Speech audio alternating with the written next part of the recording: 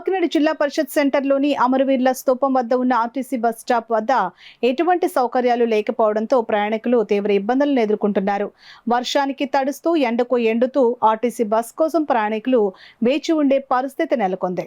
మంగళవారం వర్షంలో తడుస్తూ ప్రయాణికులు తమ గమ్యస్థానానికి వెళ్లేందుకు బస్ కోసం పడరాని ఇబ్బందులు పడ్డారు. ఈ సందర్భంగా సిఐటియు నాయకులు మలకల వెంకటరమణ మాట్లాడుతూ ఈ బస్ స్టాప్ నుండి ఏలేశ్వరం, రాజమహేంద్రవరం, గోకవరం, రంపచోడవరం, ప్రత్తిపాడు తదితర ప్రాంతాలకు వెళ్లే ప్రయాణికులు బస్ కోసం వేచి ఉంటారని అన్నారు.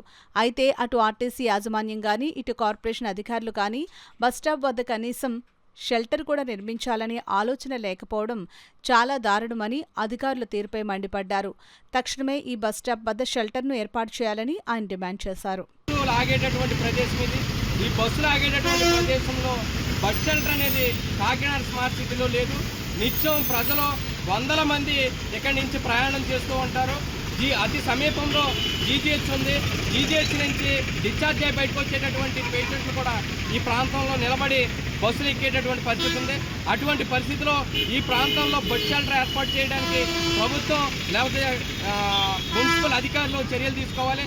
ప్రకాశం పంతులు గారు షెల్టర్ ఏదైతే సర్కిల్ ఉందో ఈ సర్కిల్ ప్రదేశంలో వెనక్కి జరుపుకుని కొంత బస్ షెల్టర్ ఏర్పాటు చేయడానికి అవకాశం ఉంది.